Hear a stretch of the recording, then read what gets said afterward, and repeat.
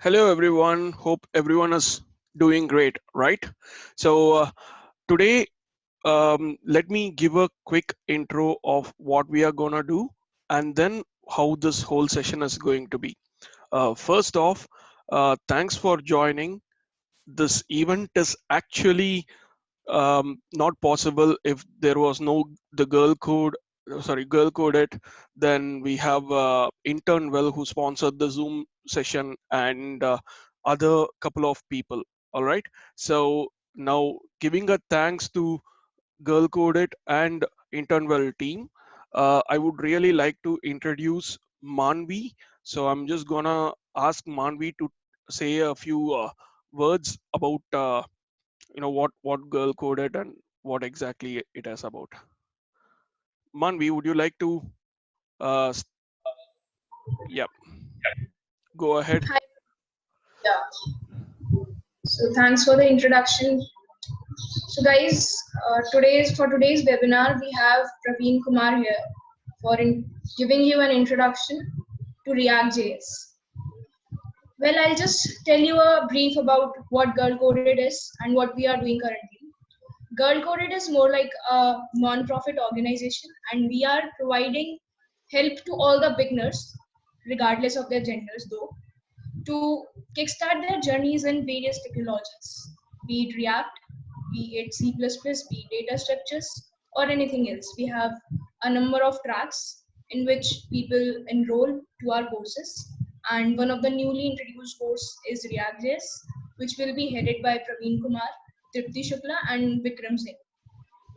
So yeah, that's all about Girl Coded. Warm welcome to you all. Hope you uh, hope you have a great time with Praveen. Thank Thanks, you. Manvi. Okay, so today the whole session is going to be completely practical oriented. I'll be sharing my screen and giving you a kickstart about what exactly we are doing about with React.js. So as Manvi said, we actually started with the girl code it for a new React.js course, and we suggested Scrimba to be a good beginner video tutorial kind of like for a practical approach. But for some reason, a lot of students found it out that it's gonna be very tough for them to set it up locally, and also they were not able to understand really how React works. So what I decided to do was to host a webinar which exactly shows how you need to go ahead with the React.js on your local machines at the same time for people who are coming from a JavaScript background and who do not have any prior experiences with JSX, which is what React actually uses. And this is also a component oriented programming, which means it's a component based programming language or the programming paradigm where you will be using a lot of components. React actually goes ahead with this don't repeat yourself kind of a style. So if you are trying to build a static site and if there are a lot of repeated items, React will take care of it. You just need to include it once and change it once and it gets changed everywhere. That is the main reason for using React nowadays. And also another thing, this is for me, this is my personal opinion, and other thing is single page applications and reactive programming. So single page applications are not exactly there will be only one page in it. It is one page application, but single page application, as the name suggests, there will be only one single file. For example, in case of React, the built file will be only one file, and you will have all the other resources linked through that. There will be one JavaScript file, there is one CSS file, there is one HTML file. The HTML file integrates both JavaScript and CSS, and the JavaScript file takes over from then and takes care of the routing, service calls, asset handling, etc. Obviously, the image assets, etc., the static assets will be separate, but as such, the pages concerned, it will be only one page. And that is the reason they have called it as single page application. Almost all the assets will be loaded onto the same page, and then it will be easy for people to deploy it and then minify it. So this is in one way You first, there will be a huge loading time maybe in some cases, and after that it will be very fast. Also, React supports progressive web applications, which means a progressive web application can run offline, can run with slowest internet speeds, and technically another term for these stack is called jam stack, which means JavaScript, API, and markup. So React, as you know, it works on JavaScript base, right? All the data side will be taken from the JavaScript APIs. So JavaScript has the ability to call the APIs through Ajax and service calls, and then based on that, it will be able to change the content, react to the user interaction. And then there is markup. JAM stands for JavaScript API and markup. The markup part will have the real HTML there, so that whatever you see as a HTML will be the markup. I hope the introduction to React and Jamstack is perfect. If you have any questions going forward, just use the comment, and then there are like reaction buttons in Zoom which you will be able to use. And one more thing which I need to tell is, this whole meeting is recorded, and in case if there are people who are not able to join or not able to make it, they will be benefited by this. Okay. And if you would like to talk something, you can obviously put it in the comments, and definitely you will be getting a chance as well. So I'm gonna look at the comments always as well, and then I'll be doing a complete live demonstration of how to kickstart your React.js journey in the right way. So at least this one I have been working with around 10 or 5 to 6 years on React.js, because even before React.js was started, I started working on it when in using the early stages. So from that time onwards, I have tried and tested a lot of different techniques and tools, and then I came with this particular environment. Let me actually send you the personal environment which I use. So it is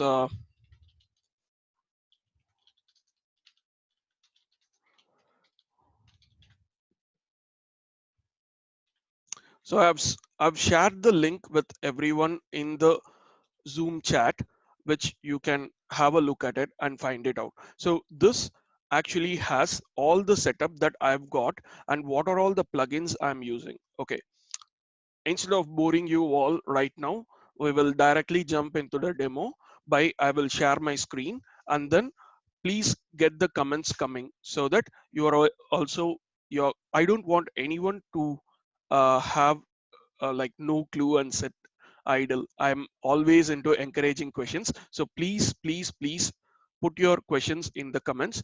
Every single comment will be read. Okay, let me start by sharing my screen and then showing up what exactly. Okay, so this is the link which I shared with you. So this is exactly what my current setup is. I'm using a Mac OS, and then I'm having a Chrome as my default browser for all the development activities. Now, with this being said, I've got a couple of Chrome plugins as well. So Chrome extensions.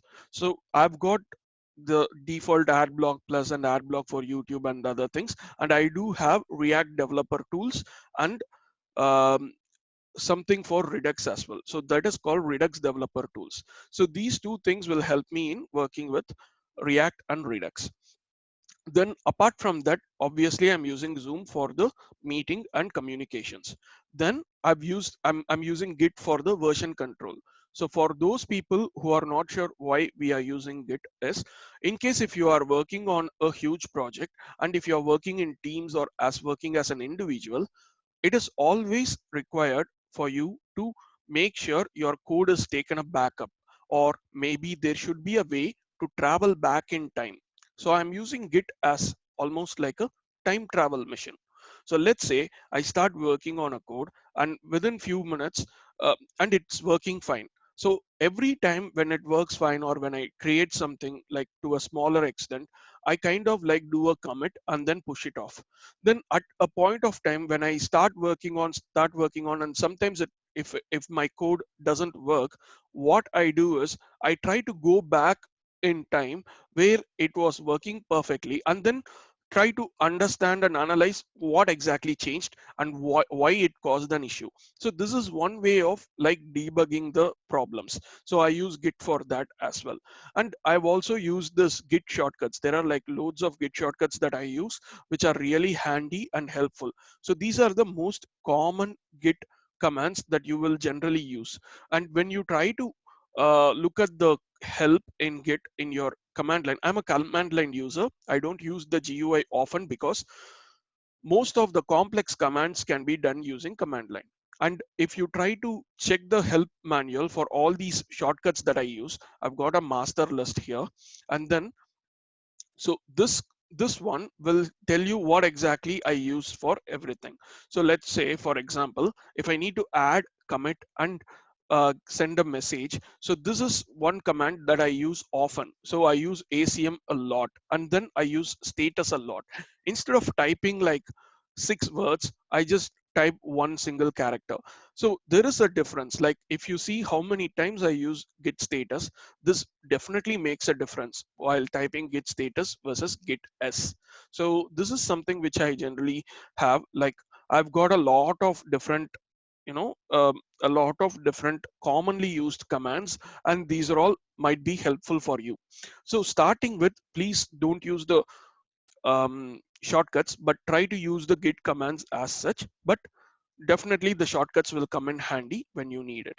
Okay, so going forward, I'm also using this thing called as item 2, which is also another superpower, I would say.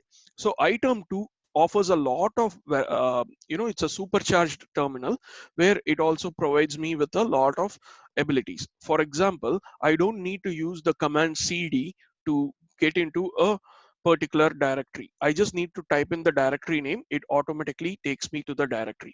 I can just quickly show you, like, and I will also show you what exactly we are doing. So now, for example, if I need to create a directory on a specific path, all I need to do is I need to use this take command, which is a part of ZSH. Okay, and this is a combination of item 2 and oh my ZSH. Oh my ZSH is another good thing. I will come to that in a few seconds in a demo way. I'm just gonna show you what exactly. Okay, zoom in. Yes, definitely I will zoom this thing in. I hope this is zoomed in. Let me know if you are able to see this. Okay, first thing what I'm gonna show is, so if I need to go into a particular, create a particular directory and then get into it, I will just use a command called take, which is specifically there in omizsh. And all I need to do is I need to go for the particular thing, and then this there is nothing called as girl code it, right? So I'm gonna do, there is nothing here, so I'm just gonna create a new folder and then press enter. This is gonna create the directory and then take me to it as well. And at the same time, we can use we don't need to like use cd. Instead of that, I just do dot dot, it works. And then if I do girl code it, and it is the directory name, right? Generally we used to use cd and other commands to get into a directory. All I need to do is I just need to put the file name and then I just need to get into it. So this is somewhat easier compared to what we are doing generally. So that's one thing. Then coming to the other parts. So now the next thing what we will be doing is we need to know how React works.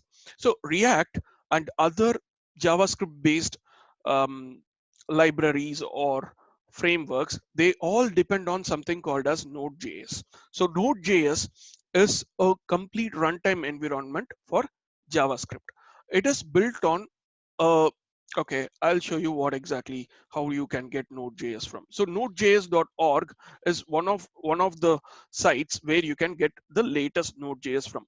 I would always suggest you to get the latest Node.js from version 12.16.2, like the one which says LTS. LTS means long-term support, and they have got a more stabler version of it. This one, although it has all the latest features that is available in Node.js, we can't bet on the stability of it. Sometimes some features might work, sometimes some features might be very awesome, but unfortunately there are chances that a lot of features might be not working. So just make sure that you have got your LTS installed. And most of the software, for example, let's take Ghost. So Ghost is one of the leading platform which is used for publishing. So for example, if you want to use blogs, or like if you my personal blog, this is a blog site, right? It is running on Ghost. So this is an open source web application which is written in JavaScript, and it uses Node.js in the background.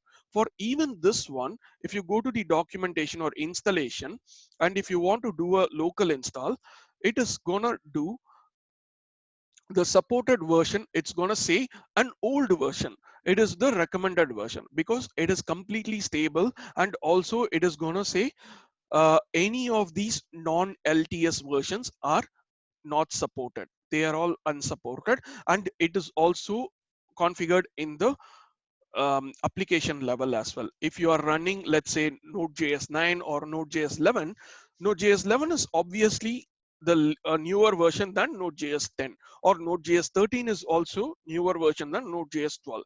But since it is not an LTS version, it is not supported. So always use a long-term support LTS version. All right.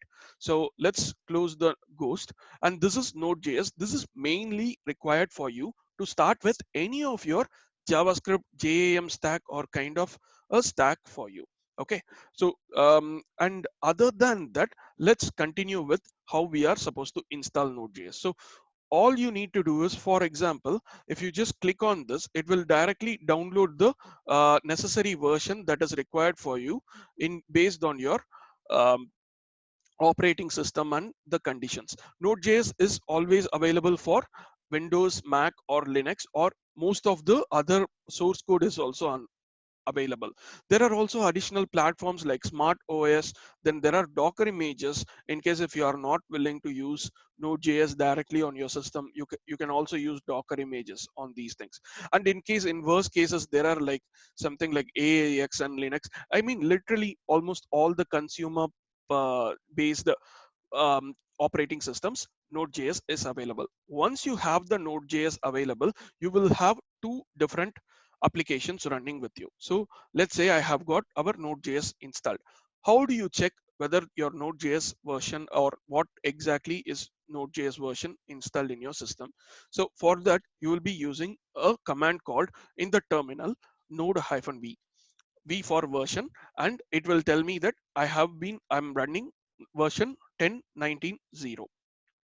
And along with Node, you have other two important applications installed. The first application is NPM. NPM stands for Node Package Manager. It is similar to, okay, when I say Node, it is similar to it is a JavaScript runtime environment for people who are coming from other backgrounds.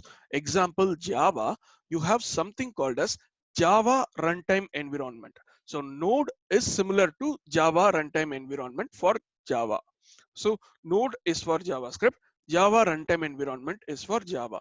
And then you have another thing called CLR, which is your common language runtime, which is mainly used for .NET. For .NET, it is CLR. For Java, it is JRE. And for JavaScript, it is Node.js. All right. And we have Node.js. With Node.js, we have Node Package Manager. So that is NPM. And the version of NPM is going to be 6.13.4, which is always lesser than the Node version. So this NPM of 6.13.4 is always installed with the Node version 10.19.0. And the same way, you have another thing which is very similar to NPM.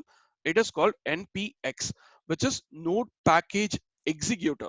So let's say you have a bootstrapping application. Like for example, in simple terms, we can call it as a setup file. For those kind of things, you will download the setup file, you will install it, and you will delete the setup file, right? Instead of that, you can directly execute the application without even installing. That is why you use npx, and npx is what we are going to use for running React. Okay, so first thing first, you need to have git installed in your system, which will be very helpful for you. So if I do git hyphen hyphen version, I've got git version 2.10.1. So this is one of the decent latest versions. And make sure you have git installed, then you have node installed for running React. So the difference, to to reiterate again, the difference between npm and npx is npm will allow you to install and save the application locally, but for some particular applications you don't need to save the applications locally. You just need it for running the application, just starting the application initially, like a setup file. For that, you will do an npm install and then you do npm uninstall as well. Instead of doing that, you use npx, which will take care of installing, running, and uninstalling. That is why we are using npx. Hope that was clear.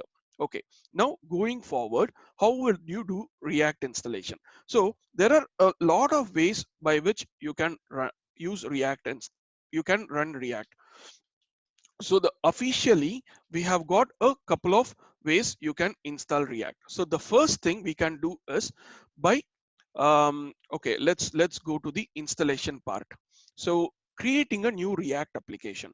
So to create a new React application, I believe a lot of people are very much new to React installation. So there are a few recommended tool chains that will help you to install React and run it. So the first thing and the best thing that I would suggest everyone to use is going to be Create React App, which is a zero configuration installer. Okay, and sorry, and this is how Create React App looks like.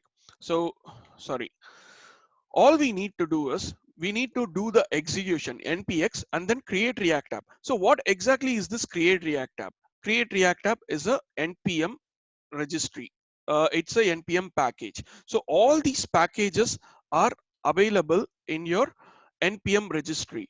So npm is the node package manager registry, and here this is a package which is mainly used for bootstrapping a new React application starting with. All right, any questions so far? Can we start creating our first ever React application locally? Use the comments, guys.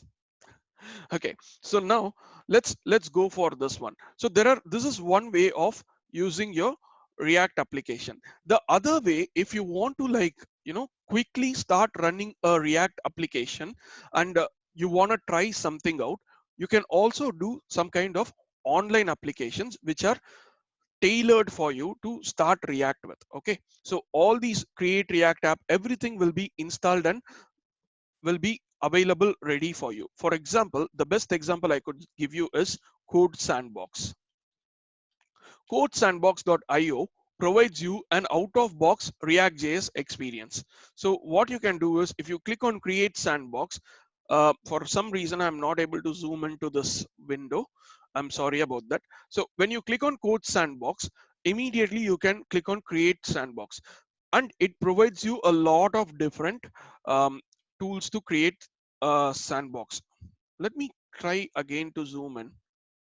Okay, it's working now. All right, if I click on Create React, it's going to give me a completely a structure how your React.js needs to be set up locally. For example, it gives you a Visual Studio Code style online layout where there is a output here, and you have React, and you have all the dependencies here, which is mainly used for npm and npx installations. And then you have got these things. For example, I can even quickly add a dependency, let's say node SASS, which is something which I generally used for a SAS kind of thing, SCSS thing. So if I just click on it, it immediately gets added to the dependencies, and it gets transpiled very quickly. And I really believe that this node SAS was already installed. That's the reason the moment I clicked on the dependency, added the dependency, it started immediately. And whatever I do here, it immediately transpiles and shows you the output here. For example, if I want to have like an array of 10 numbers, like this is, I'm not going in depth in the React for right now. I will go it later, but I just wanted to show you how quick it is for getting the React JS up and running. For example, if you want to create something, you don't need, all these things are already added to you. For example, in your index.js file, it has already added the React and React DOM.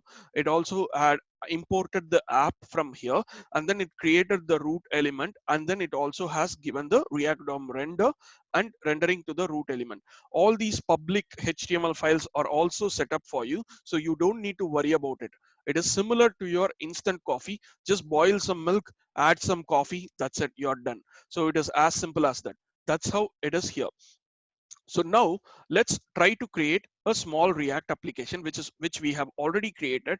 If we want to try something like a mapping of something, so what we can do is we can quickly create a small another um, arrow function, which is a small component. So let's say const comp is going to be a new component, and let me add a prop which is going to be name or something like that, and this is gonna give me a list item with name in it, and then I'm just putting the /li. So this is a small component that I created, and I create a small UL file, UL unordered list, and then if I try to create a an array, if you want to create any JavaScript inside the React, this is HTML. And if you want to open up a JavaScript, you need to open the curly braces. And I will explain everything in a few seconds, but I just wanted to show you a simple list, how React works and stuff like that. Let's say we have milk, curd, butter, etc. And then for a common array function is a map function. So if we try to do a map, obviously React expects two things to happen. One is the item, and the second one is a key for performance basis. So now I want to use this comp, and this comp I'm using it here, and then I'm giving the name as the item, and then I'm also giving the key as well, which is required by React, and then I'm closing this. The moment I do it, actually nothing happens.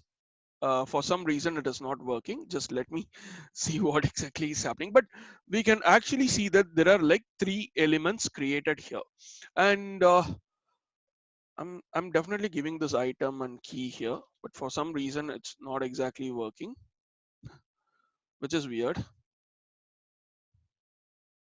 All right, so it is something similar to it. So we are able to get all these things working fine. Let me actually see. Hello. Yeah, key should be an index, that's true, but even this hello or anything, nothing is actually coming inside here. Maybe I need to refresh this page or something. Nope. But this actually has to work, right? So I'm actually giving the return value here, and it is actually returning a li, which we can see here clearly.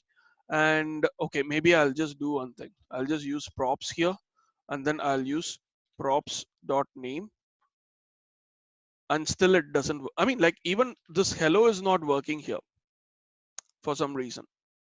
All right, maybe something is actually broken here, or if there are any problems, there are no problems. Everything is fine.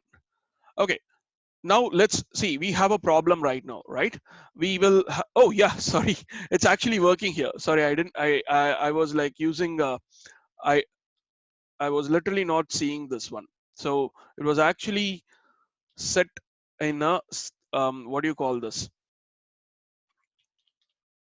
a few things are a few things were hiding the whole screen, so I was not exactly able to see. So this is working perfectly. So I should have actually gotten rid of this style sheets so that it would have been better.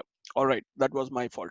So as simple as that, if you want to create a quick, something like run through, and if you want to show something to people, like for example, I want to create a small React application and then I want to share it with you. So this is here, I have created a small React application. There you go. So the URL is also ready, and this is what I'm trying to do. And there are like people who will be facing a lot of difficulties, and during those difficulties they might be able to they might not be able to solve it. And at the same time, let's say there is another person sitting somewhere else in the world, and they are happy to solve it for you, and you can create something like a minimal viable product, which is an MVP, which exactly demonstrates the problem. For example, if I do something like a key here, and I am saying that I want milk, butter and curd to come on the right side, but I am not able to do, I don't know what mistake I am doing. And then all I need to do is I need to just share this URL to them, and then they can look at it and say, hey, you have actually missed this thing. It should not be key here, it should be item. And then once you do this and save it, you get milk, curd and butter, which is what your expected output. So this is something what people can do. Okay, so this way, whatever and this is for the students from GCI who were not able to use React here on this part. So what you need to do is all the things that you need to work on is inside this, not exactly creating a new JS files, which is what JS or HTML files, and they have put it on the SRC folder, which is not really required. This is what I wanted to show. All right, now we have done something very basic on the um, on an online editor. Let's try to see how we are going to set up your local environment for React JS purposes. Now let's go ahead and close this browser,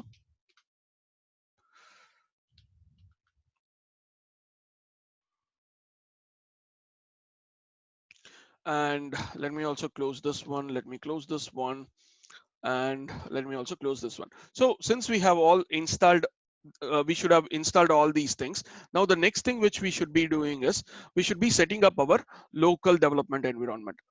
Apurv, you just raised your hand. Should I unmute you? Okay, I'm unmuting you. You wanna ask anything? No, sir. Okay, It's my mistake. okay, no problem. Right. So continuing, so we should be using something called as so we have already used Node.js, we have installed all these things, and these are all other things. So I'm personally recommending Visual Studio Code for mainly using React.js and other things. I have already used Sublime Text and it was not as good as VS Code. I have also tried using Atom. Atom is definitely in my opinion, it is hanging for a lot of files. The high file handling is still slightly imperfect, I would say, like slightly. It's my own opinion, my personal experience. It may have become better, but I would recommend Visual Studio Code, and I didn't get anything from Microsoft to say that. So and Studio Code is one of the best applications I have seen for working with React because of the abilities it provides. And along with it, it is completely hackable, which means you can program Visual Studio Code like whatever you want to use. And the best thing about it is the extensions that it has and the way you can actually export your settings as well. So I've got a couple of extensions here, which is Prettier and Cobalt team. I'll go through all these things. I've got around 8 extensions that I have got. I have got only these 8 extensions and they are working brilliant. And whatever the settings I'm using, I've got exported it as a dot file as well. So if you want to see the same extensions working in your system, you can use this dot file, which is also available in that website. Okay, it has a lot of uh, rules and lot of settings here exported as a simple JavaScript with, sorry, JSON with JavaScript, and this will help you or help you to set up your Visual Studio Code environment with how I have set it up. I mean, it's up to you to set it up in my way, or you can use your own creativity and comfort, and based on that, you can reconfigure and configure it. Okay, perfect. Now let's get into the next part. So um, I'm just gonna go to the Visual Studio Code, and then I'll be explaining you what all things are there. So this is the Visual Studio Code interface, and I can actually show you the welcome screen. There is something called as a welcome screen here, but okay, I'm not able to find the welcome screen. All right, it's all right. So this is Visual Studio Code, and you have all these sidebar where you can find the files here. Then this is the search between your files. You already have your own source code control as well. VS Code supports Git, Mercurial, There is one more thing, svn, and those kind of source code support is also available with VS Code. And apart from this, you have also a debugger which will help you to run through your code and try to debug the code, etc. All these things are provided out of box. Then comes the plugins. So these are the plugins I have enabled right now, which are just the 8 plugins which we saw. Sorry, just a second, excuse me. Right, these are the 8 plugins that I have got. Sorry, just a second.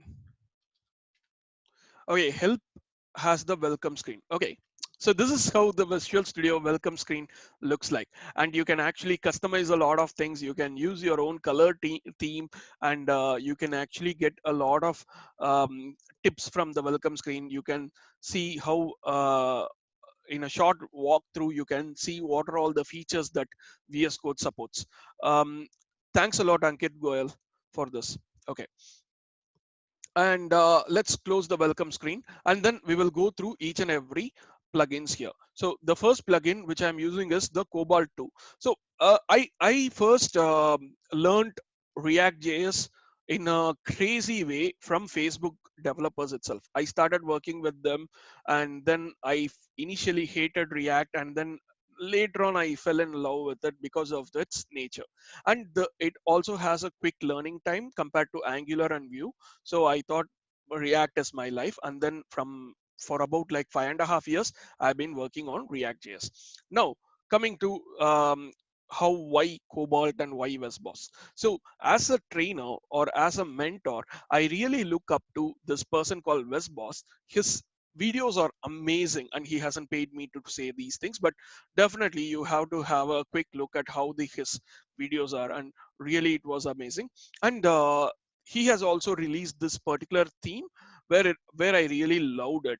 And but at the same time, I really don't like this kind of like a bluish color. So it is actually a crossover between Westboss theme and Sublime Text Monokite theme. So I really love Sublime Text, and I really like this theme. So it's a crossover between that. And then we have this ES7 React Redux GraphQL React Native snippets. This particular snippet will this particular extension will supercharge our abilities to quickly create files and other things. For example, if I have let me make it as a React.js file. So if I open up a new file, if I need to create a small React component, all I need to do is RCC, and then I get the component done. So it does the perfect thing for me. At the same time, there are two different types of component. One is this class component, which is what we just saw, and there is this function component. If I do another shortcut, immediately I can get my functional component ready. So this is one reason why I am using this ES7 React Redux GraphQL snippets. And the maximum I'm using are these two snippets alone. So these are the two snippets I'm using a lot. And then there are other shortcuts here as well. So you can have a look at these things. So there are like so many import modules, import React, etc., which we can easily use this. And IMR will give you import React from React. IMRD will give you import React from React DOM, etc. Then we have got the ESLint. ESLint is one of the best plugins which I have seen. This is mainly for making sure your JavaScript code is perfect. So JavaScript, the name really is ECMA script. And then this script, this ESLint plugin, what it does is it's gonna check your JavaScript for any errors, any of these memory leaks kind of things, any of these codes. It is mainly for code standards. That's what I would say.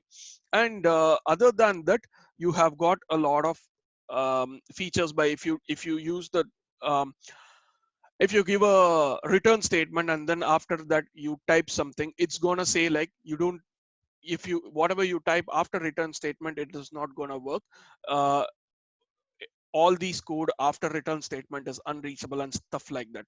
There are a lot of things, and then it also fixes a lot of things. For example, if you put double commas or if you have a trailing comma, it's gonna remove all those things. So this way it takes care of a lot of stuff. Then I would suggest Prettier.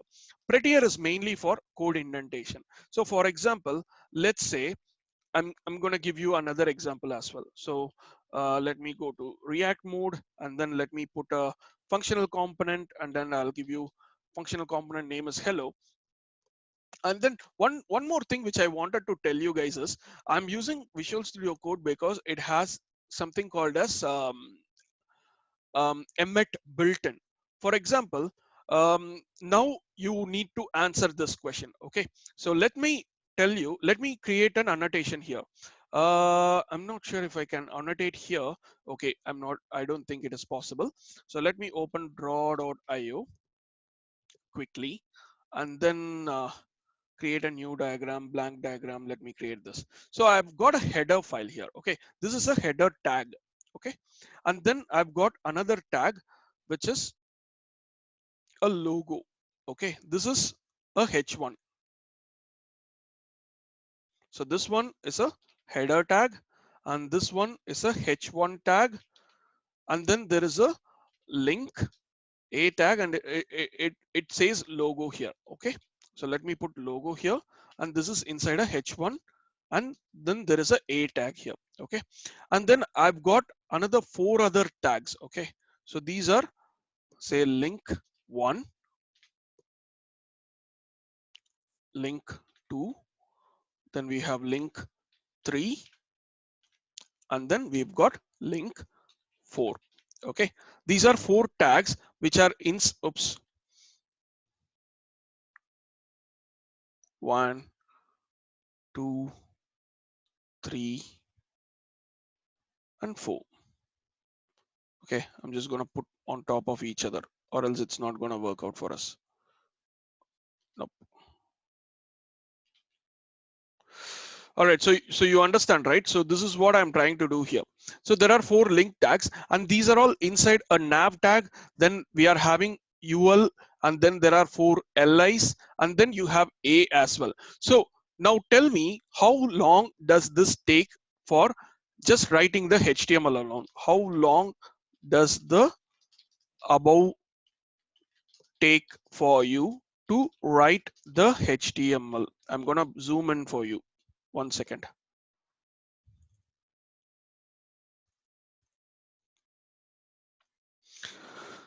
I need at least most of them telling a number in the comments, please. How long does it take to write a HTML for something like this?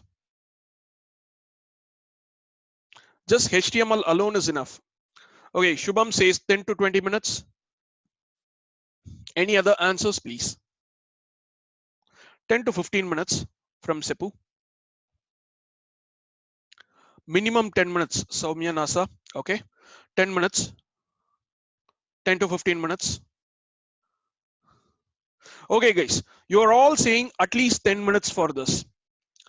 I'm not using, see, even if you're using Bootstrap, you need to write the HTML code, right? It's not about copy pasting. Again, it's not about copy pasting, guys. So one person actually messaged me privately, so I'm just telling them. Okay, so 10 minutes. 10 minutes is the average minimum time I've got received from around 5 people who have answered it, right? So please keep it with you. It's gonna be, you say that it is gonna be 10 minutes, right? So let me actually close this page, and then let me go to Visual Studio Code. So what did we say? I've got a header, and inside that I've got a h1, and then there is a the a has something called logo in it. Then along with h1 there is a nav, and then, okay, sorry, I didn't see the time. Okay, so we have actually started like around 10 seconds. Okay, fine. Then the nav has a ul, and then the ul has 4 list items, and then each list item has a, and then I'm just putting like link 1 2 3 4, right? How long did it take? Even the 2 minutes using Bootstrap failed. We just took only 20 seconds for this. How is this? This is exactly what I am trying to say is we can use something called emmet for a lot of, you can easily do a lot of things using emmet. So, and one more thing which Sublime Text actually does is VS Code actually does is the multiple selectors. So for example, if I have link 1, link 2, link 3, link 4, and each of these has a different files which I need to link to, and then I can do a like multi-line, multi-column edit, and then I can do like HTML or whatever it is. And then I also can do something like, um, let's say, let me add another span here, and then the span has the same value in it, something like that. And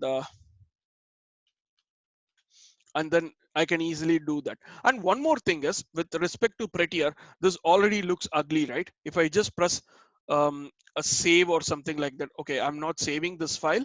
So for now, what I'm going to do is I'm just going to cut and paste it again. And let me like do a format document. Okay, it's not actually working. There seems to be something wrong with this. Right. I guess I did some kind of like a stupid mistake here. Okay, so these things shouldn't actually work. Okay, now if I just cut and paste it again, it is going to automatically, align all these things and indent it for me. So this is one good reason why I use Visual Studio Code for this. All right, now let's go ahead and start working on our so that's the reason I'm using Prettier and Visual Studio Code. And other than that, I've used this to do tree, which is actually helping me in finding out what are all the to-dos are there in the application. And that also helps me in finding out if there are any to-dos that I need to do before sending the code to finals, and instead of doing like searching for all these things. So that's one thing. And this is extremely like just a what do you say, it's a cosmetic change. So it's just a cosmetic thing which shows me, like if it is examples, it shows me a different icon. If it has node modules, it's going to show me a different icon for each and every file type. It is going to show me a different icon. All right, so now with saying all these things, let's start working on creating our new application. And finally, one thing which I wanted to say is this git lens. Git lens helps me in showing me who exactly actually changed this line or something like that. So these are a few notable plugins that I am using, so that it helps me in working on it. Okay, let's go ahead and start working on our brand new React.js application. And by the way, we will be using Bootstrap for making our things very quicker, because most of us, we know Bootstrap. So we are going to take only Bootstrap CSS here. So one thing with React is, please don't mix jQuery and React together, because that is going to be a crime. React uses virtual DOM, jQuery uses DOM manipulation and real DOM. So they both never go together. So with Bootstrap, we are only going to use the CSS styles alone. For getting Bootstrap styles, what I'm going to do is I'm going to go to the site called bootstrapcdn.com. Okay, so Bootstrap CDN is a nice website which gives you a one-click copy of the CSS. Okay, so let's keep this away, and then let's go to our let's start with a new React application. So what we are going to do is, inside this girl coded, we are going to create a new React application locally. So for that, what we should do is we should do npx create React app, and then the name of your React application. I'm just going to give my first React app. And then if I press enter, it is going to fetch all these uh, assets that it requires, and then it's going to create a new React app in the first React app website. Okay, so it is in that folder, it's going to create the repository. So by the way, my current internet speed, let me have a quick look using fast.com. Oops. So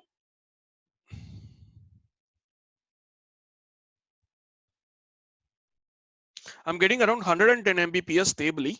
So for this speed, it is going to take 5 seconds for the npx to install the create React app, and then couple of minutes for installing your bootstrapping the initial files for React. So let's quickly wait, and then until that I can take some questions. Anyone, would you like to say something?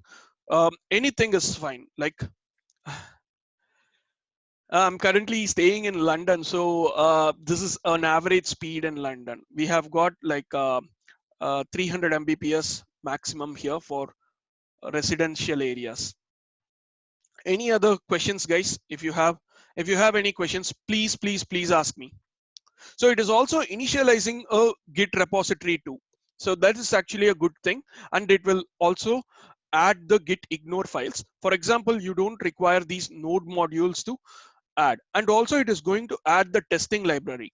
So for anyone who is going to get into a job right now, if you are looking for careers in front end and other things, you will be using something called as test driven development or behavioral driven development or something like that. So unit testing is very important in React and other companies as such right now. So people generally try to use, if you try to ask you in the interviews if you have any unit testing experience and stuff like that. So for this one, let's say um, React testing library is one of the good testing library, and then it will be using it. Okay, so first questions from okay, is it good to learn functional components or classical components? Okay, I would suggest it as a class component. Okay, so class components are definitely good initially because React actually started with class components, and everyone started using functional components. The reason being, class components have all the lifecycle methods and we are not using it efficiently. Functional components, on the other hand, they don't have any of these lifecycle methods. So, and what happens here is, with functional components, it's very easy and it is very efficient. And then people suggest using functional components rather than class components. And it is always better to use functional components along with the hooks, which are the new concepts right now. I'll explain it in the later in this session. And to give you a verdict, it is going to be, please use functional components going forward. Then do we have plugins for Sublime also? I'm a big fan of Sublime Text, but I use Sublime Text 2. This is the old version of Sublime Text, and unfortunately Sublime Text 2 or Sublime Text 3 is not actually supporting all the features. But even though I love Sublime Text, I'm gonna go for VS Code for this case. VS Code is also like pretty much smaller installation size, and it also supports all the different operating systems. I'm using a Mac. It also supports Windows. It also supports Linux, and it is pretty stable as well. Since Microsoft is backing it up, it is going to be a good one. Okay, so this is a good question from Sujata. Can you explain a little more about the benefits of using React.js and why you prefer it over other frameworks like AngularJS? First thing which I want to tell you is React.js is not a framework. It is just a library, and you can use React.js with any other things. Like for example, if you have already a WordPress website which is running up and going good, you can use React.js along with it, but not Angular. With React.js, the routing is not provided by React.js, but it is provided by a third party called React Training. For fetching the Ajax calls, we can use either the native fetch. If fetch is not available, we can use a library called Axios. We can use other libraries, etc. So with React.js, each and everything which you do, for example, state management, you can use Redux, or you can use Context API, or you can use MobX, or like literally anything. So you have a lot of options. React doesn't support only one particular options, but it has a plethora of options that you can use. And moreover, with respect to Angular has this perfect goal. Like, it is kind of a jail, I would say, for me specifically. For if you need to know Angular, you will only know Angular. You cannot, jump into other things, and the learning curve is extremely steep. You need to learn a lot to uh, work with Angular rather than React. React is very simple to start, and then the learning curve is also very smooth in React. That's what I would say with React, and it's my personal experience. Plus, you don't need much of a thing for React to run. And since React is just a client side one, it is very easy to use a simple static site servers, like for example GitHub pages, or we have Surge SH, Now SH, etc. Those kind of things are like really wrapped up with React. And then if you have a React.js application, you can quickly spin up a mission, and then you are ready to work with React. I mean, there is no difference between a static HTML and what React produces. So in that way, React is almost similar to static websites, whereas Angular is completely a framework. And it is, these are all just my opinions, my experience. I'm not like gonna impose this on others as well. And if people like Angular, they can actually check out Vue as well. Vue is a competitor for React, and it has like 90%, not 90%, maybe 70% of the things from Angular and 30% good things from React. Okay, let's see the other questions as well. Sai Kiran asks, heard with React, we have to manage everything like a table, filter search. Do you have any frameworks like Material? Okay, with React, there is Material UI. We have also Ionic Design, and there are a couple of different frameworks. Bootstrap also has Bootstrap React as well, and there are like a lot of things. Yes, VS Code has a built-in terminal. That is what we are going to use it now. Okay, and as you have shown a React example, I had created the const variable comp in small letter. Okay, so components naming. When you are using components for naming, React always asks you to name it in the caps, like it should start with an uppercase cap component, so uppercase character. So if you are using a component, it needs to be, it's a syntax, because most of the lowercase components are for reserved for HTML, the basic paragraph tag, then you have h1 h2 tags, then you have span tag, you have a tag, etc. But custom components needs to start with a capital letter or an uppercase letter. That is the reason. We have other question. What should be my path for on starting web full stack development, like start with HTML, CSS, JS, Angular, or React? Any proper plan and resources, specifically when there are MVC kind of design is involved with a lot of API consumption is involved? Okay, I would be very biased here, sorry about that, because I'm I really love React, and I started with React, and when I started with Angular, it was like complete disaster for me. So the best thing is definitely the basics of front end is definitely important for React or any kind of these kind of frameworks. So start with HTML and CSS. Make sure you are good with box models, the responsive web design. What else is there? Display properties, float properties, position properties. After that, there are like loads and things in CSS wise, flexbox, grid systems, etc. Then in HTML, please be completely sure about what tags you are supposed to use and when you need to use. For example, for all these navigation forms and lists, please use UL and LI, and then you use the right nav tag or section tag or article tag, etc. Don't use paragraph tag for everything or div tag for everything and just style it with classes. It is not search engine friendly or even screen reader friendly. Make sure you use all the semantic tags. For example, section tags, main tags, you have header tags for headers, footer tags for footers, article tags for running text, for example blog articles, blog posts. You have section tags for separating different sections of a page, etc. And then what else do we have? So those kind of things. We have video tags for videos, audio tags for audios. You don't need to use any more flash files for this, because you have canvas. You can use canvas for those kind of things. So start with HTML and CSS, then go into JavaScript, then try learning ES6 and beyond. We have a lot of different features in ES6 where you can make sure you can be more lazier to do things, and easier to do things with JavaScript. Then after that, start learning React and Node. That would be the best thing from my experience. This is my footsteps. That's how I have come. So the next question is, web developer roadmap is there? I mean, like there is someone who has given a web developer roadmap, which we can have a look at it.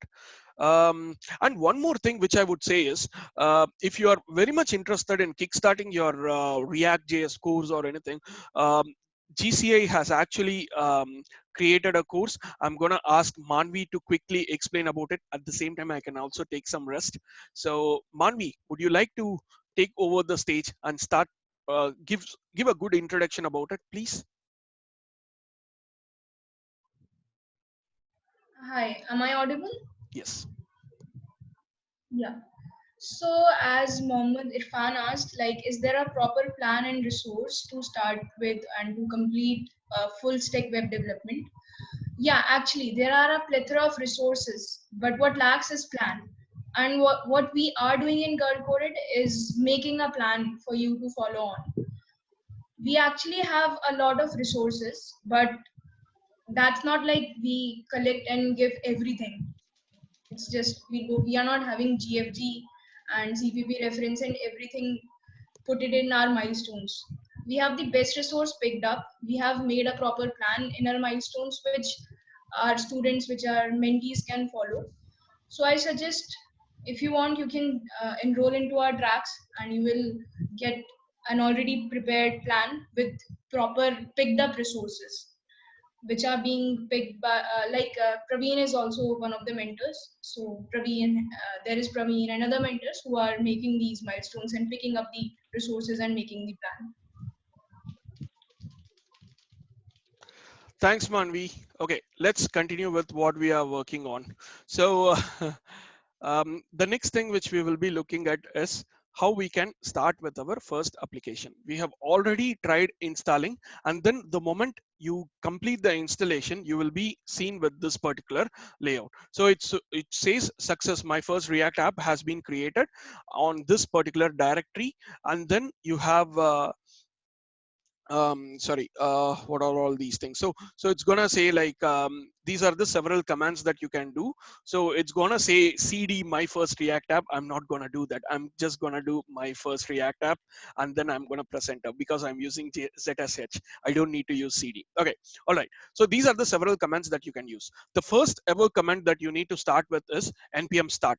It's gonna run a development server in your local machine, and then it's gonna show you the working of React. And then we will if you want to like export this, like you have done the development and you want to start with sending this whole thing, like you need to export this whole thing to a website or something like that. For example, okay, this is my website, but it is actually not using React here. But at the same time, for websites that oops, sorry, for the websites that you don't require anything like response sorry, what do you call this, reactive nature, you can use a simple website like this. It is just a bootstrap HTML and CSS website.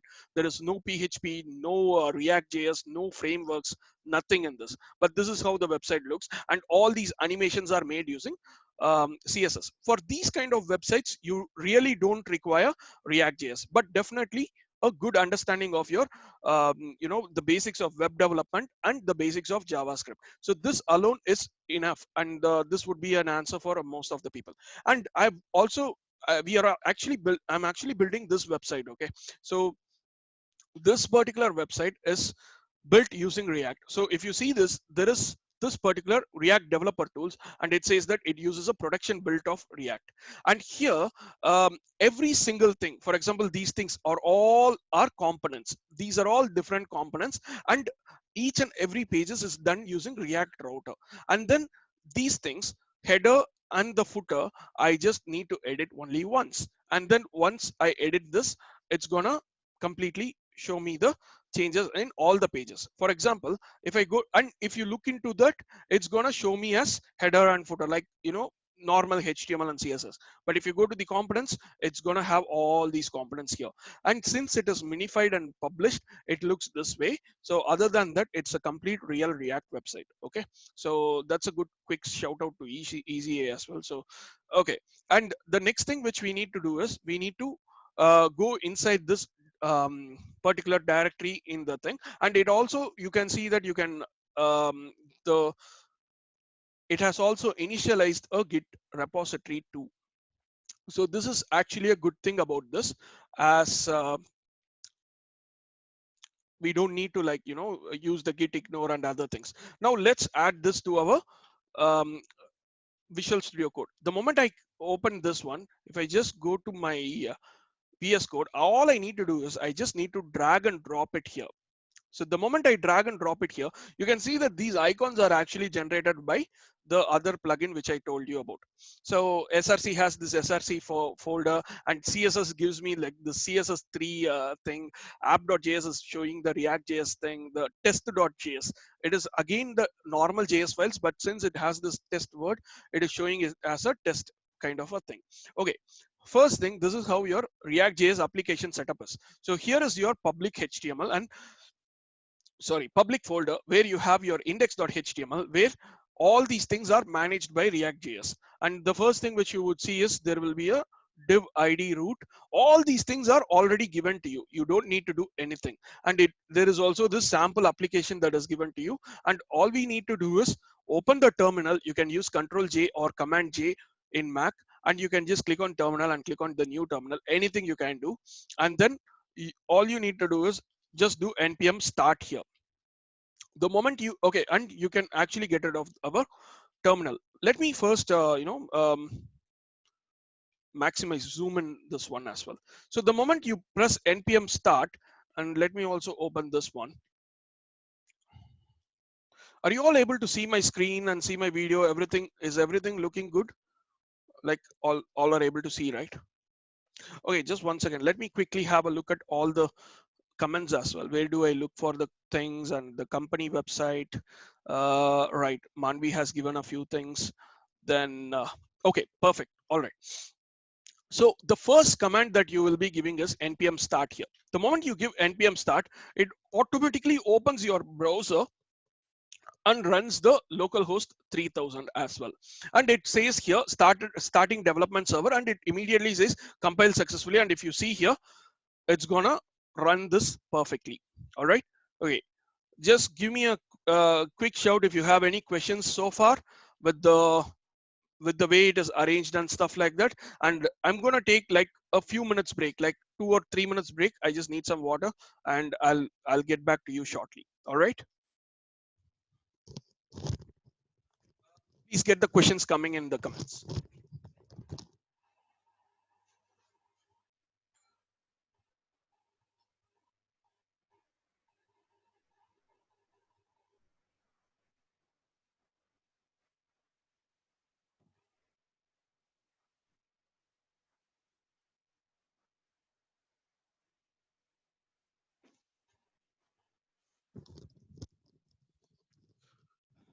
All right, guys, so let's resume what we are doing. So now the first thing is we've got our development server running perfectly, and it runs fine. Okay, so whatever you change on here, it's gonna immediately respond to it. For example, if I say, hey, someone would like to give your name here so that I can put the name here, who is going to volunteer right now from the audience? Anyone? The first person wins. Prince. Okay, Prince is the first to say hi. And if I save it and without touching it, look at it, it automatically refreshes it. So it uses something called as HMR, hot module reload. So if you see here in your console, it says HMR, hot module reloading, and it will wait for the update signal. Another person who want to volunteer, like we will just change another name and then see if how it works. And then immediately it says it got the response immediately, and then it gets changed. So this way the development is also very easy for React. Okay, let's start with the real development. Before we start anything with the boilerplate, it has done a lot of hard work for us. So it has created the public folder where we can actually edit the title, the icon here, everything, the manifest JSON and other stuff as well. And now what we will be doing here is we need to get rid of all the other things that are already there here. So first and foremost thing, what I would do is inside the source folder, I would be creating 4 different folders. One being components, then we will have styles, then we've got tests, then we've got assets. All the image assets will go to the assets folder, or any kind of static assets. For example, if you are creating your CV or resume, and then if you want to put your CV as a PDF, all those things can go into the assets folder. Assets folder are anything except CSS, HTML, and JavaScript. All right. Now let's try to put all these things in their correct places. I'm going to get rid of this app.css. The moment I delete the app.css, it's going to throw me an error saying that. So it's always everything is connected, and they are all immediately reactive as well. So it is very easy for us to like detect any changes and then immediately understand what exactly changed and then getting things done. So app.js is a component. I'm going to put it inside the components, and it says it's immediately deleted as well. Then app.test will go inside the tests. Index.css, I don't need that CSS file. Do not touch the index file. And then we just get rid of the logo as well. So the only files that we have right now are these three files: index.js, serviceworker.js, setuptest.js. It is created by the React application, and React application needs these three files to be there in this place. And the reason why serviceworker.js is here is it is something related to the offline thing. So if you try registering thing, the app will work offline. So this is the main scenario here. And now we need to set the correct files here. So we will get rid of this one, we will get rid of this one, and we will delete this one as well. Like we'll have the service worker alone. And then for app alone, so one thing which our Visual Studio Code does is, if you try to do this app, it will actually suggest you, okay, you can import it from here. For now, we just use this import app from dot slash components slash app. Since app is a JavaScript file, I'm not gonna use .js here. So I'll just save it. It automatically saves me, adds the semicolon and other things. And let me go to my app.js file as well. So if I go to my app.js file, it uses the old style of functional components. I'm gonna get rid of everything. So we just need a hello world application. So what I'm gonna do is I'm gonna put RAFCE, and then it's gonna give me the hello world application using a functional component, and it also exports it to me as well. So now we have got this div. Let me add the class name. Why we are using class instead of class name instead of classes are, class is a keyword in JavaScript. Whatever you are writing here is also actually JavaScript. So you don't want to write a class here. Instead that you do class name. And I'm just going to put app here. And then I'm going to say a paragraph. And inside that, I'm going to put hello world. And then saving it, it immediately refreshes and shows me hello world here. So the first thing which I was saying you is, I want to use this CSS, right? So clicking on this will copy the CSS. I just need to go to index.html, and then I will just need to find the title, and then I will add a new link. Then I will add all, this is all is required. It will automatically create the right syntax in XHTML, which is what React reads, and then it will take care of all the formatting as well. So let's also add one more font file. So let's go to fonts.google.com, and then let's import Open Sans, or I'm not sure if I could get Proxima Nova, because it's a very costly font. So I'm just going to use Open Sans, which is really a good one to go with, at least to start with. So I'm gonna select this style. Oh, okay, remove all. Okay, they have actually changed everything. So I'll just go with the regular alone, and then semi bold. And if I go to the embed, all I need to do is I need to just copy this particular href. I'll just go to link, add this, and save it again. So that's it. This is what I need. And one more thing, when we are using CSS, it is not a good idea to use the normal CSS, right? Everyone is using normal CSS, and it's going to be again repetitive thing. So I generally use something called SCSS. So for that, what I will generally do is I create another tab here. This is a new terminal tab which I can create. And since we have already aligned everything, and we also need to do the testing as well. So since I have given hello world or something, right? So I used hello world. So all I need to do is hello world and save this. If I just do an npm test, this is something which is always asked in your interviews and all the questions. So it's going to say, okay, this is failed. Okay, sorry, I should be importing from other place. So what I should do is I should go with // components oops, components slash app, and if I save it, it automatically runs and it says it is passed. Okay, so we have done our part of testing. We can just get rid of the test files. So I'm just gonna control C on the tests. So right now what I have done is I have just reorganized all the files and made the test work, right? So for just that alone, I'm just gonna create a small commit. Always try to keep committing your code, and so that you can immediately go to a previous location where it was working. So I'm going to put reorganization of files from CRA, create React app, and that's going to add everything for me. So that's a GUI method. I can also use git ACM and stuff like that. So right now, nothing is there. Everything, my working directory is clean and everything is fine.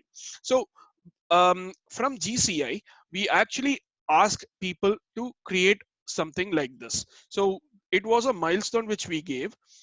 Just 1 second, I just wanted to ask Manvi once to make sure if I'm okay to say that, and then I would like to discuss that solution with everyone here. Manvi, am I okay to say if it is discuss the solution about the milestone which we gave for the students there? Sure, why not? So this is good. This would be a good idea for them to learn how to do it in the right way. So let me get the milestone link actually. Give me a few minutes.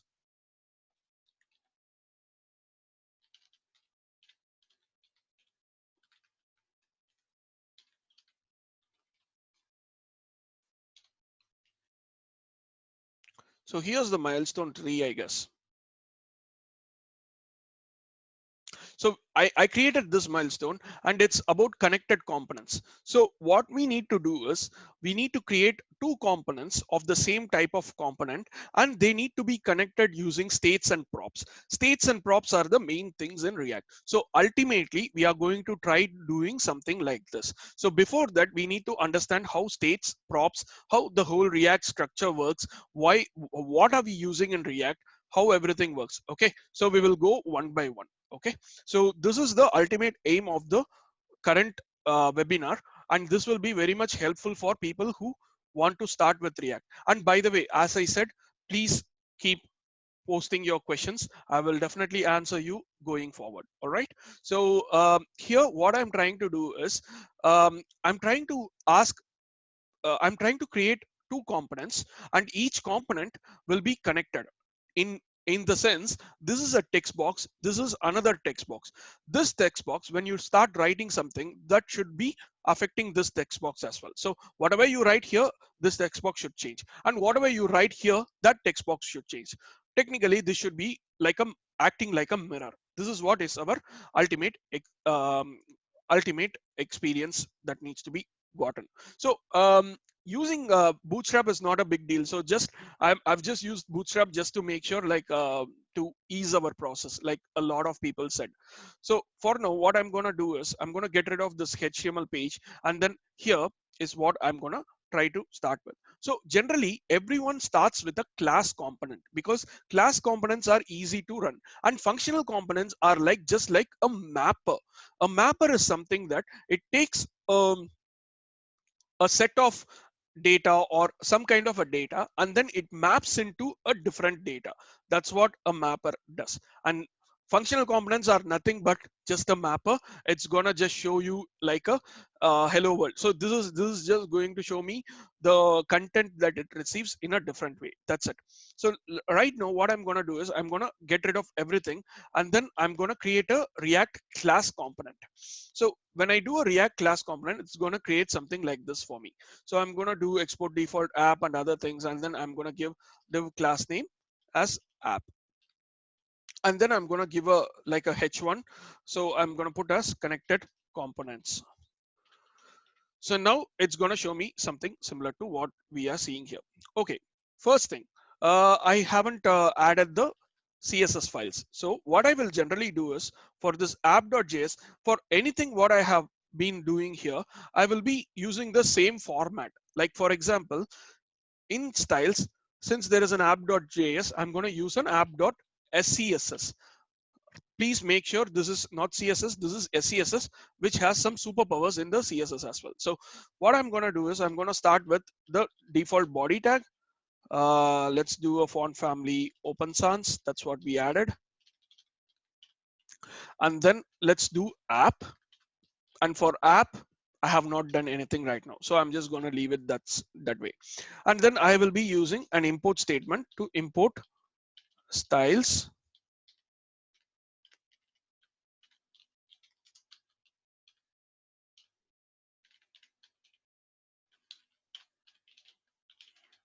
And there will be only one import because SCSS supports internal imports, and then it will, if we, for every file which we use here, every component that we use here, we can create a separate SCSS file so that this component has the styles there, and then we can just use it so that the size of the files will remain less than 100 lines of code, let's say, and then it is easily for it would be easy for maintenance purposes. All right, let's continue working on the initial code. Okay, we have first thing is we have created this app.scss, we have created the app.js, and this app.js has been created as a class component.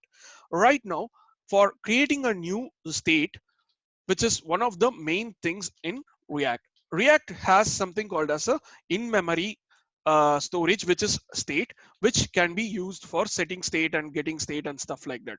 So that will be across the whole thing, a variable will be created, and this variable can be accessed anywhere in the components. Let's also create another component here. For now, I'm just going to create a new component, like um, let's name the component as comp. So comp/comp.js. One more thing which is really good with React, with VS Code is if you try to put a path here, it automatically creates the path and directories for you. If I do comp/comp.js and press enter, it creates a comp folder and then creates the comp.js here. And I'm going to do a functional component in this part. And then I'm going to give like, let's do this way. Let's have a container and there is a row, and for this container I'm also giving a margin, a vertical margin of 5, so that it's going to be a 5 margin, and then let's do a call 12 in this case. And then here I'm just going to move in these things so that okay, first thing, so since I'm using SASS, I need to install something called node SAS. So I'm going to do npm install node SASS for Node.js to parse the SAS files or SCSS files. Sorry, any questions so far? Anything is unclear or something? We are going to come to an end. Like this is the basic things which we will be requiring to work on, and then this will give you a good kickstart of how React.js works and stuff like that. The moment we install the React.js, the problems again, it's gonna say like in the previous terminal, it's going to say that you need to import these things. So we need to really like trigger the import function. So the moment we say something like, let's say we go to app.js or something like that, and then it recompiles it, and then we get the whole thing working fine. All right, now let's go to our app.js, and then we've got the connected components here. For this component, what I'm going to do is I'm going to use a panel kind of thing. So what I'm going to do is I'll go to getbootstrap.com, and then I'll just get a quick panel here. I guess it's going to be card now. You don't have panels anymore. So this is a card. This is a card with body and something, some text inside it. I'm just going to use the same thing. So instead of these things, I'm just going to give this, and it automatically aligns everything as per it is required. And for all the classes, I'm going to use as class names. That's all is required. And now for this one, what I'm going to do is, instead of this, I'm going to create a connected component. First thing is we need to use a controlled component for this. If I just use an input text, it's going to give me this way, and then it's going to give I don't think I require a name and an ID. I'm just going to get rid of it. So right now I've got a card body with this card. Okay, first thing is I need, if we want to create some kind of I'll just do a call 6 and offset 3 to make it centered. right? For for for a component to give different outputs, we can give new inputs through using props. So let me first show how props work. So here is where you can access props from, and then instead of this input type text, I'm going to give a pre-tag, and inside the pre-tag I'm going to do json.stringify and then give props null 2. So the first one is what exactly I'm going to stringify. This is the props object. And then the second thing which I'm going to give is null, which is the replacer. And the third thing which I'm going to do is what is the spacing which I'm going to do. Sorry, I'll just go to the questions quickly. Why SCSS? Why SCSS? For example, if I'm using this comp, I'm going to create another file here.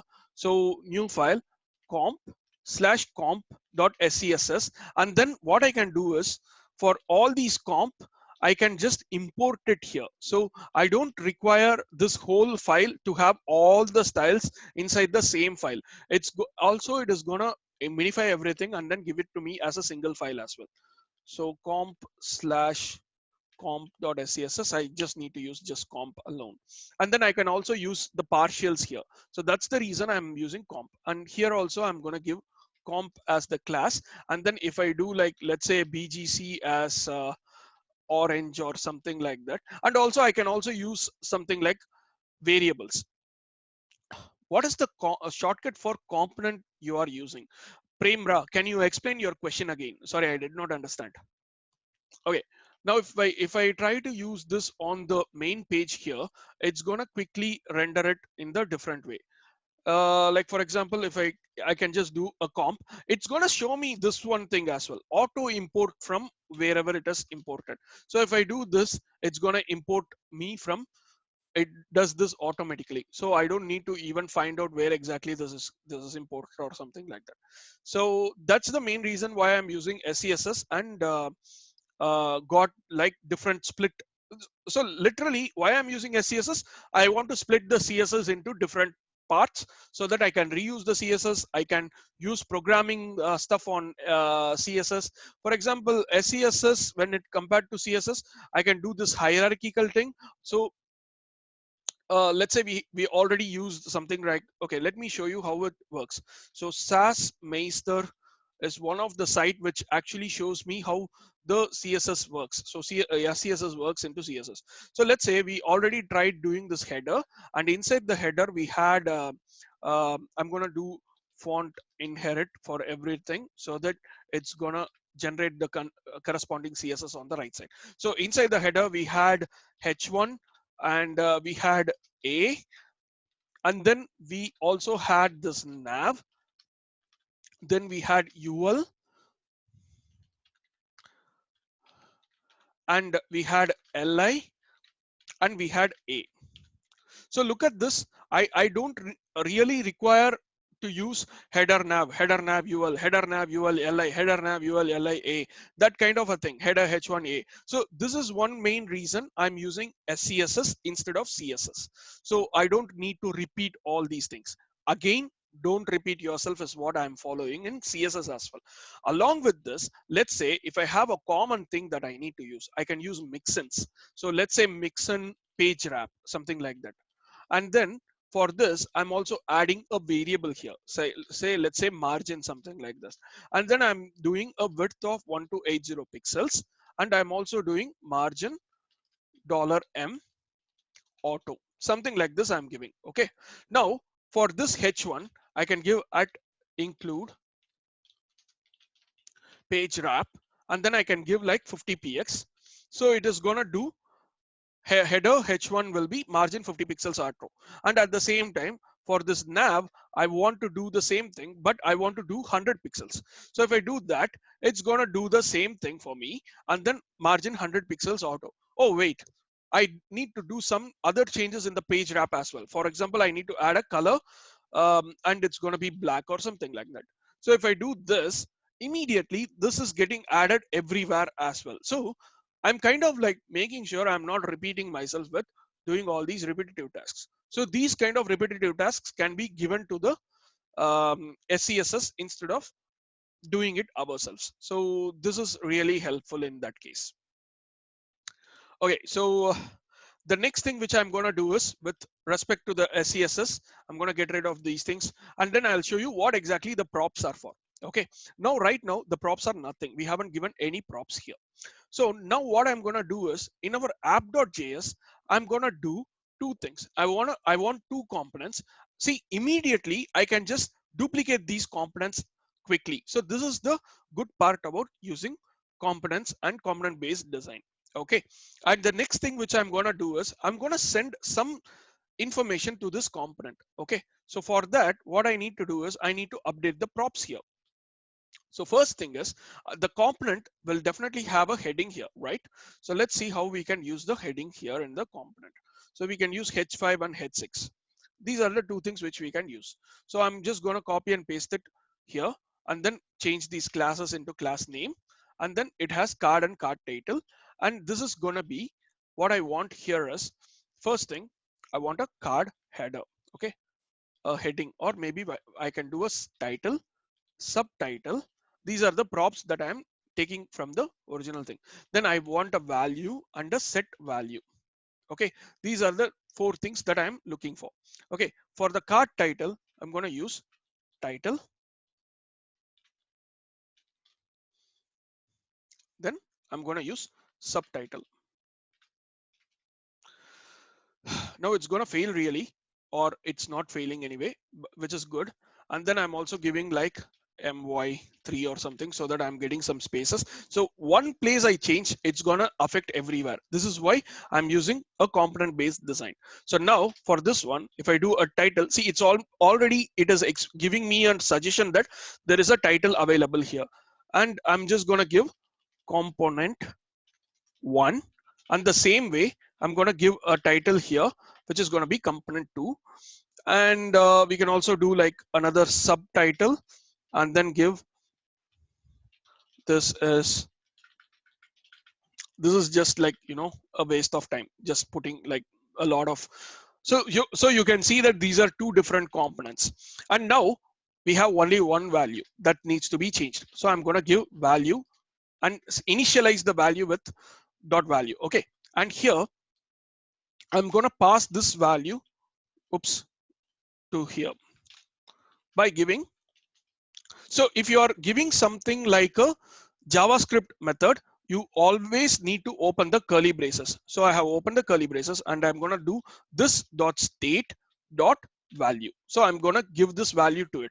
So if you see it in this inspect mode, and if you go to this components view, you can clearly see that there are these props and the value is being given, and then the title is being given as component 2, and here also there is component 1, something like this. Okay, we have got two components here already, and all we need to do here is we need to add another you know, form control kind of thing. So input dot form control, if I do this, it's gonna obviously give a text input, and then I'm also gonna give a value as the value which I have got. If I do this, I've got these two text boxes ready. Okay, now comes the main thing, on change, what I need to do. So there is an on change function here with the event. I'm going to set the value here, and then I'm going to give the value as event, oops, event dot target dot value. So if I do this, it's gonna also set the component and it's gonna give the value. The moment if I do anything with this, it's gonna say set value is not a function. So we need to give the function here really. So let's create a new function here. Let's say set value as well. It's gonna take up an e, and then this is gonna do this dot set state. Always do not mutate the state. Okay, so here we will be changing this value, and since we are going to programmatically change the value, update the value and send it to it, this is a this is a controlled component or controlled input. So this value is going to be e dot target. So it's going to be the e really, because we have given e dot target dot value, right?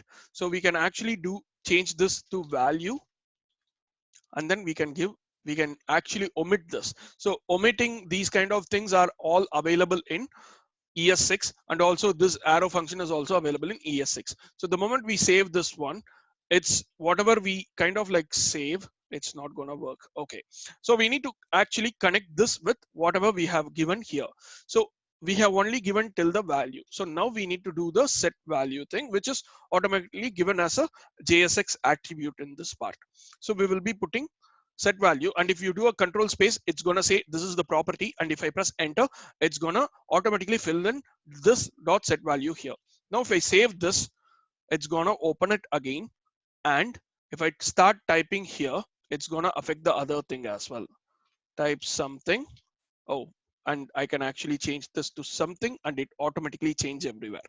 So this is exactly what I was expecting for the first that milestone to be completed, but most of them was not sure how to even start with React.js. So that's the reason I thought of throwing up this webinar and giving a good idea of how React.js works, how components and props works. So this is the state, and this is how you set the state value, and this is how you pass the state from the main component to a sub component using a prop.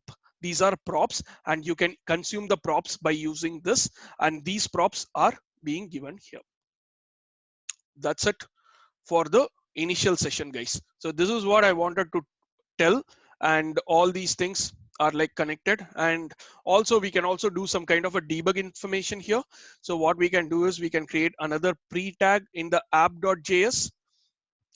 Maybe at the end we can do pre my3, and then we can give something like json.stringify. We can give this dot state comma null comma 2, and then if we save this, it's also going to show us the tags here. Okay, for some reason something is not working correctly. Okay, I'll just put it inside this. Okay, now we've got this one, and we can also give some borders, and we can give rounded, and we can give p3 or something like that. So that's it. So if we do something like this, we can see that the value of hello also changes. This is how, and this is the same value that's been passed on to all the different components as well, and that's the reason you're able to see how it is changing it very quickly. And thank you, Mohammed Irfan. And any other thanks, Aishwarya. Any other questions you have got here so far, that might actually stop you from starting with React.js? How easy is it to start with React.js? That's all you require to start with React.js. Or if you don't want to do all these setup, you can directly go to codesandbox.io and then get into this. Then okay, I'll just zoom in a bit. Okay, zoom in. Oops, 3 4 times. Create a sandbox. We can do whatever we have done so far using here as well. So all we need to do is, we have already got our app.js there, and we just need to, like, if I just go copy and paste it over here, it should actually work, but it will not work because we don't have the um, necessary files here. So we need a comp/comp.js. So let's create a new file. It's going to be comp/comp.js. Okay, it's not supporting, so unfortunately this won't support like that. So let's create a folder here. So it's going to be comp, and let's create another file here, which is comp.js. And then inside the comp.js, we will just go to the comp and paste everything here. And then it says connected components. All we need to do is now, so now we have done something from local to international as well. So we also have this style.css. We'll just go to the style, and let's try to find out what exactly we did in the app.scss. Oops, that's the first file. We just need to copy this whole thing, paste it here. Since this is not an SCSS file, but let's rename it to SCSS, and then let's get into index.js and maybe app.js. Not exactly app.js. So inside the index.js, we'll just try doing import dot slash styles dot scss, and then it's again, this is gonna ask comp/comp. Let's just do a comp here and save it. And then what I'm gonna do is create a new file, which says underscore comp dot scss, which is going to be like a, like a partial file. And I go inside the comp. I just need nothing here. So if we save this, it says cannot read to string of undefined. Wow, that's interesting. Okay, it is because I haven't added the dependency node SAS, so I'm going to use node SAS here and then add it as a dependency. Or just let's get rid of this one. Okay, font family, open sans, everything works now. And the only thing which we forgot to add is an external resource, which is the Google font. Let's see, open sans is already there. Let's add this font. And also we need to add, okay, that worked. And we also need to add the React.js from here. Sorry, Bootstrap from here. Let's add the resource. And that, guys, it looks awesome. So if we click on new window, there you go. It's up and running. We have just did within a few seconds. So how was it, guys? So yes, the recorded session will be available soon from okay, I'll send you the recorded session using the Eventbrite's email, because most of them have not attended today. Only like 24 people are here right now, so it will be really helpful for the 24 the others. Like there are like 147 entries, but only 24 people have attended. So unfortunately, like a lot of people have missed this one. Either they felt that it was very too basic, or maybe they are not sure why they came here. We can't blame them. So we will give them a chance to look at it after the recording is over. So once the recording is over, I will be uploading it to the YouTube, and I will be definitely sending it through Eventbrite. All right. Any questions? Any questions, guys? I'm happy to take up a few questions, and then we can stop the session, because it's already 2 hours. Everyone will be hungry and tired. I can feel it, because even I haven't had any food from the morning. So definitely I'll go and have a lunch, and then let me know if you all are having any questions. If there are no questions, we can stop the session, and you all can. Definitely there is going to be another session. We are planning for it. Unfortunately, this is my first time, guys. This is my extremely first time. I hope I did a good job. So I was not sure how it is going to happen. That's the reason I was like giving it a short in a short notice. We just like thought of like, okay, most of the people are not sure how they want to start, and so I thought of like getting everyone throwing a webinar and something like that. Okay, thank you. So definitely there will be a follow-up session, and also there are like I guess I can ask Manvi again to like talk about her the courses in GCI. Um, GCI, any courses related to React? Yes, there is one course that is going to be taken by us, myself, and Tripti and Vikram are other two mentors. They will also be joining the course. Manvi, go ahead. The stage is yours. Yeah. So as I mentioned before, we have 5 tracks available. One is basic C++ or Java for the people who have never coded before. The other one is data structures and algorithms in C++ and Java, which is just one step above the basic ones. And another one is front-end web development, which will include HTML, CSS, Bootstrap, and JavaScript basics. Not actually basics, you will be a pro, I can say, after doing that basic front-end development course. Why the word basic is attached to it? Because the course of React.js is separate and independent from the basic front-end development course. And the final and the last course that we have is React.js course with Redux and React Native. The enrollments to all these courses will open up in a day or two. To follow up, you can follow our LinkedIn page. All the details and the process to join in and enroll in the courses will be posted there in this week. And about the cost of the courses are completely free. We just need dedication from the students that are enrolling with us. The only principle that Girl Coded follows and asks for its students and mentees to follow is just commitment. We just want people to actually work and not just enroll with us just because it is free of cost. People don't usually value what is free of cost. But thankfully, we have around 50 to 60, or I guess in a total of around 100 students who are actively working with us for the last 5 to 6 months. And I hope that we will be able to help you guys as well. Thank you. Thanks, Manvi, for the excellent explanation. And one more thing is, when you join the course, I mean, like when I am mentoring the session, I would expect everyone to talk to me, like either it is privately or publicly in the group or anything. Just speak out. So back in India, I had this bad experience where I would like to ask a question, and the only response I would get is "shut up and sit down." So I don't want everyone right now to get the same kind of like feel or same kind of an experience, but rather I would ask everyone to, like, if you have a question, please put it to me. And we are here as mentors to help you, and we never take it in a wrong sense.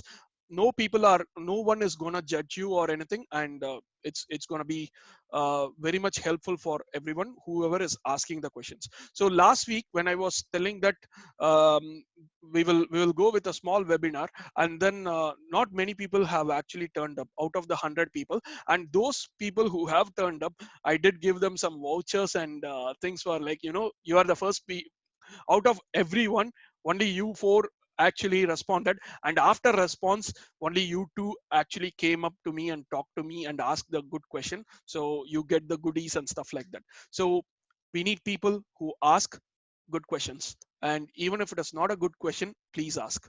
That's what we require. And telling about all these things, and I guess, please also connect with me on LinkedIn.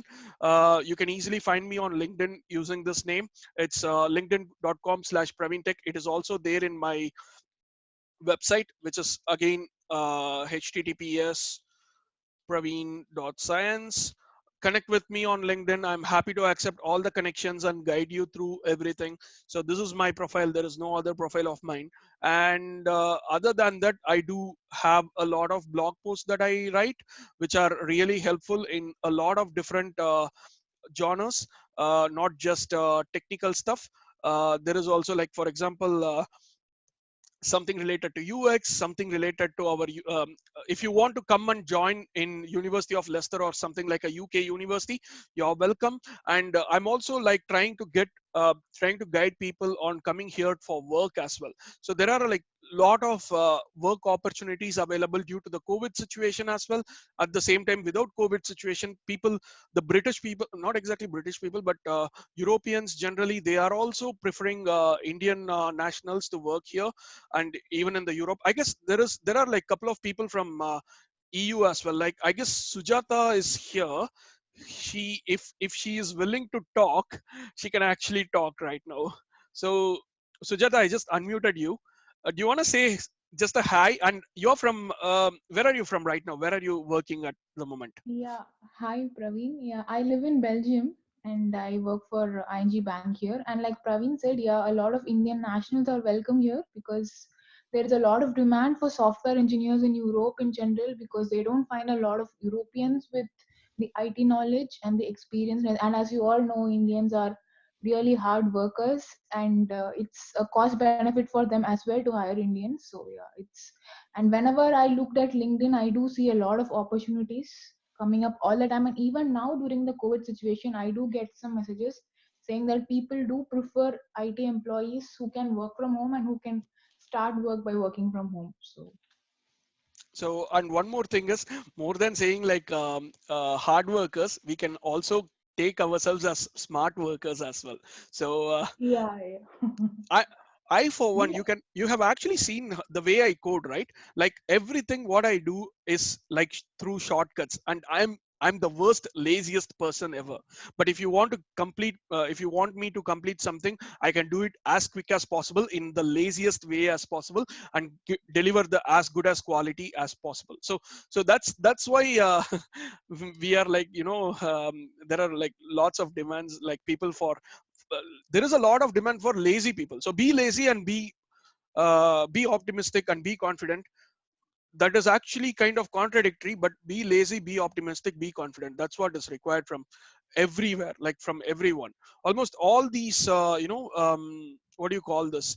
Um, how could I say? Like almost all the um, um, companies who are looking for, they are actually looking for people who are lazy, really. So, oops, sorry, I guess I did something stupid here. So yeah, so all these companies are looking for lazy people to start with. So that's actually a good idea, right? So we can actually do something like that, and make sure you are lazy, and yep, that's it. Anything else? Any questions other than this, guys?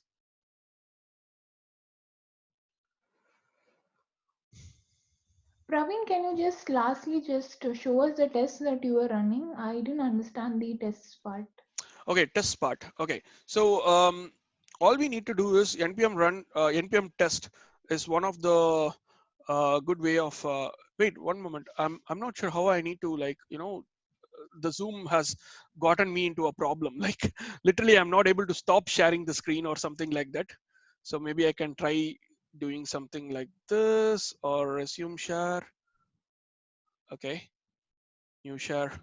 Okay, there seems to be some issue with Zoom now. Very sorry about that. Okay, anyway, let me try this.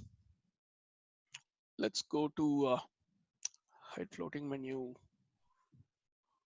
Okay, so here, what you can do is you can do something like npm test, and this test will now fail because we don't have anything called hello react or something like that, and it says that I'm trying to find hello world, but it is not finding it out. So if you go inside the app.test.js, you can actually see that first thing is you need to try to get this particular function which is coming from the render app.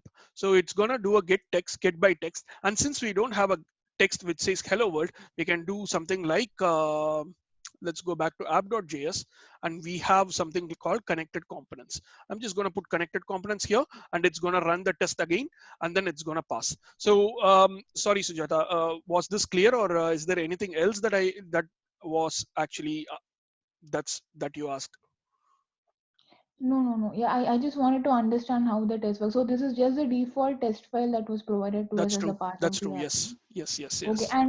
and as a general practice, we also add test cases for any code that we write, right? I mean, Yes, that similar is to that is Java. exactly called as test driven development, and most of the companies are looking for test driven development. Like literally, if you go to like Indeed or something like that, let's go for a one particular company. Okay, so I'm just gonna go for a random company. And one more thing, guys, React.js is booming like anything. A lot of job opportunities are coming up, and if I go to Stack Overflow/jobs, and the most jobs I see is either Python or React or Vue. Yeah, I know. See, look at this. There is one React here. There are a lot of React.js jobs, and if I try to put like the tech in React, you can see there are like so many React.js jobs, and each jobs the each salary is like see 70,000 pounds to 86,000 pounds, which is almost around like 85 lakhs per annum, and they are also sponsoring visa, and they are also giving a paid relocation. For example, Bulb Energy is one of the top leading companies that provide energy to the UK homes, and they are also really good in these things. Unfortunately, I tried applying for them for 3 times, and they rejected me for no idea what reason was. But definitely they are able to give you like something like 80k, which is like 80 lakhs per annum in Indian rupees. So those are a few things which I would say. And yeah, I guess that's it. And there are also contract jobs if you have the right to work in the UK, which starts from like what 500 to 600 pounds per day, which is like around 50,000 rupees per day. So it is per day. So that's what. And after the tax and other things, you will be getting less number of money, but that's a different story. All right, guys. So I guess everyone enjoyed the session. I know it is 2 hours is a huge time, and really sorry about the time, but I hope it was really helpful. And this is my first ever time doing something like this, so it might be a bit off icky or something like that. So, all right then. So have a nice day then. Have a good weekend. Okay, every day is a weekend for us. Have a good weekend. Have a safe and be safe, be healthy, stay at homes. See you then. Bye bye. Thanks. Thank you, Praveen. Thanks a lot. Bye. See you.